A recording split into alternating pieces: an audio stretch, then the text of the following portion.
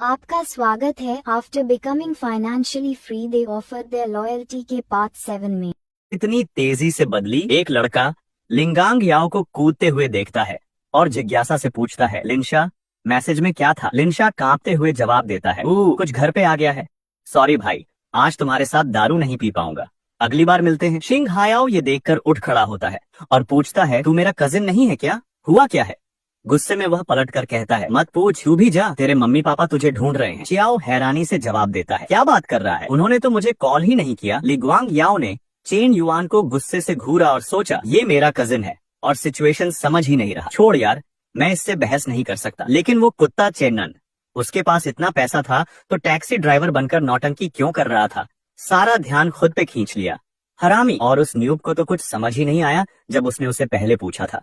सोचा होगा लिंशा इतना रिएक्ट क्यों कर रहा है। वो ली हंग के पास गया और बोला, लिया, क्या था वो मैसेज? मुझे दिखा। जैसे ही उसने मैसेज देखा, दरवाजा खोला और बाहर निकल गया। बस एक लाइन छोड़ गया, कुछ घर पर आ गया है, मुझे जाना पड़ेगा। बाकी लोग तुरंत समझ गए और उठकर बोले, मुझे भी जाना है। लिया, अगली बार मिलते हैं। चियाओ उलझन में पलटा, तुम लोग क्या हो गया, सब क्यों जा रहे हैं? चेनन उसके पास बैठा था, बोला, चलो हम भी चलते हैं।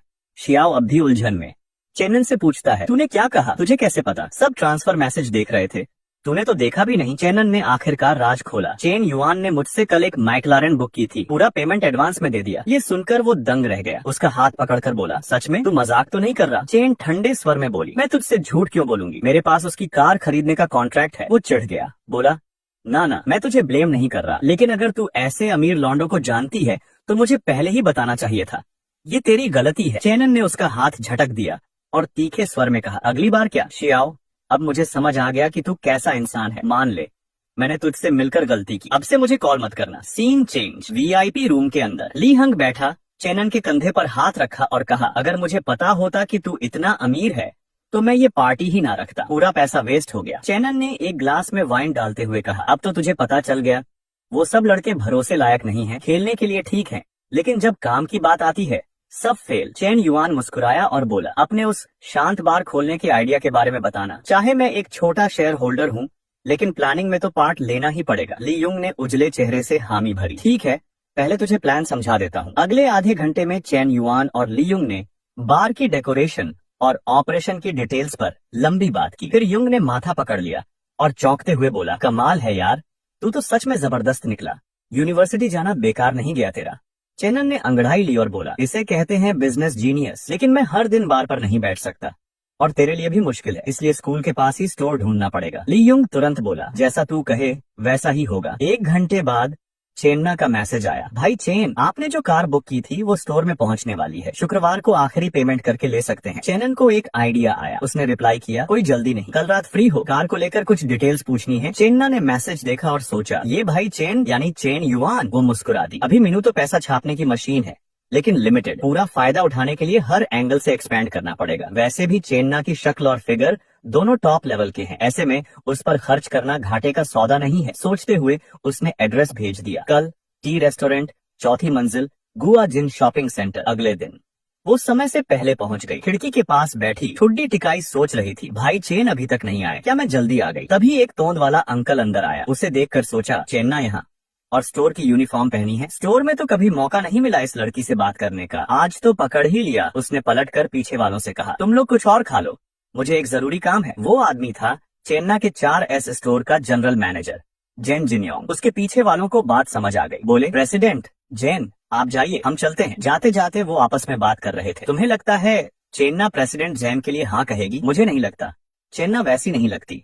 दूसरा बोला, जरूरी नहीं, कोई लड़की ऐसे अकेले रेस्टोरेंट में क्यों आएगी? तीसरे ने पूछा, मतलब? वो बोला, हो सकता है चेन्ना जानबूझकर यहाँ आई है ताकि जेन जिन्योंग उसे किस्मत से मिल जाए। सुनकर सब हंस पड़े। इत्तेफाक से शिकियाओ ने ये बात सुन ली। वो सोचने लगा, चेन्ना मौका बनाने की कोशिश कर रही है, किसके लिए? जेन जिन्योंग। जेन जिन्योंग उसकी टेबल पर गया और बोला, चेन्ना, क्या संयोग है तुम भी यहाँ खाने आई हो? अकेली हो? बैठो। चेन्ना ने साफ कहा, प्रेसिडेंट जेन, सॉरी, मैं किसी दोस्त का इंतजार कर रही हूँ। उसे जाने कहाँ से आत्मविश्वास आ गया। बोला, मैं तुम्हारा बॉस हूँ, तो क्या हुआ अगर कोई दोस्त है, चलो साथ बैठते हैं। चेन्ना असहज होकर बोली, सच कहूँ तो प्लीज मुझसे दूरी बनाए रखिए, आपका परिवार है, आपको ये शोभा नहीं देता। वो बेशर्मी से बैठ गया और बोला, तो तुम इस बात से परेशान हो कि मेरा परिवार है? अरे वो तो आसान है, तलाक ले लूंगा। उधर शिकियाओ पागलों की तरह चेन्ना को ढूंढ रहा था, बड़बड़ा रहा था। चेन्ना ने मुझे छोड़ दिया और अब किसी और के साथ चक्कर चला रही है। मुझे क्या कम समझा उसने? मैं सालाना 4 से 5 लाख कमाता हूँ, 3 लाख की कार है, क्या कमी है मुझ में? वो चौथी मंजिल पहुंचा और जो देखा उस पर यकीन नहीं हुआ। भाड़ में गया, मैं इस सुअर से हार गया। शिया ने गुस्से में जेन जिन्योंग की ओर उंगली करते हुए चिल्लाया, तुम दोनों दो कौड़ी के कुत्ते मेरे पीठ पीछे अफेयर चला रहे थे? चेन्ना ने ठंडे स्वर में पूछा। क्या बकवास कर रहे हो? जेन जिन्योंग झल्ला गया। तू है कौन?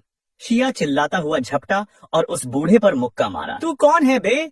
तू मुझसे पूछ रहा है? जेन भी पीछे नहीं हटा, उसने शिया की कॉलर पकड़ ली। कहाँ से आया ये पागल, मुझे मारता है? उसी समय चेन युआन अंदर आया। सीन देखकर चौंक गया, सोचा शिया हायाओ यहाँ, ये हो क्या रहा है? पकड़े गए या ये मोटा खुद ही फंस गया, वरना आज जमीन पर मैं पड़ा होता। चेन्ना की ओर बढ़ते हुए उसने जल्दी से उसे खींचा और बोला, चेन चलो, इनसे मतलब मत रखो, बाहर चलते हैं। थोड़ी देर बाद बाहर चेनन गाड़ी चला रहा था। बोला, असल में मैं और शिया हायाओ सिर्फ आधा महीना साथ थे। एक डिनर के बाद ही उसकी असली औकात पता चली और उसी रात मैंने ब्रेकअप कर लिया। चेन युआन ने हामी भरी। अच्छा हुआ, जितनी जल्दी पता चले किसी की हकीकत उतना बेहतर। अब तो सब खत्म हो गया, फिक्र मत करो। चेन्ना परेशान दिखी। पर अभी सब खत्म नहीं हुआ। जेन जिन्योंग मेरा बॉस है, उसे बिना वजह पीटा गया, अब पता नहीं कैसे बदला लेगा। चेन युआन ने सलाह दी, ऐसा बॉस तो छोड़ देना चाहिए, नई नौकरी ढूंढ लो। वो बोली, इतनी आसानी से नौकरी नहीं मिलती, फिर सारे कस्टमर जो मैंने बनाए हैं सब चला जाएगा। गाड़ी एक फूलों की दुकान के पास से गुजरी। चेन्ना खिड़की से बाहर देखती रही। बोली, सेल्स का काम बहुत थका देता है, कभी कभी मन करता है कुछ और करूं, जैसे एक कैफे खोल लूं। जब मन हो तो काम करूं, वरना बंद कर दूं। कितना अच्छा होगा, पर कैफे खोलने में तो 3 से 4 लाख लगेंगे, पता नहीं कब तक सेविंग करनी पड़ेगी। चेन युआन ने दिलचस्पी से पूछा, तू कैफे खोलना चाहती है? पैसा नहीं है तो क्या हुआ, अगर कोई इन्वेस्ट करे तो? उसने सोचा, लियुंग को तो 7 लाख दिए हैं, लेकिन मेरे पास 3 लाख अब भी इन्वेस्टमेंट के लिए है। चेन्ना ने मजाक में कहा, अगर किसी ने इन्वेस्ट कर दिया तो मैं तो नौकरी छोड़ दूंगी और तुरंत उसके लिए काम करूंगी। चेन युआन ने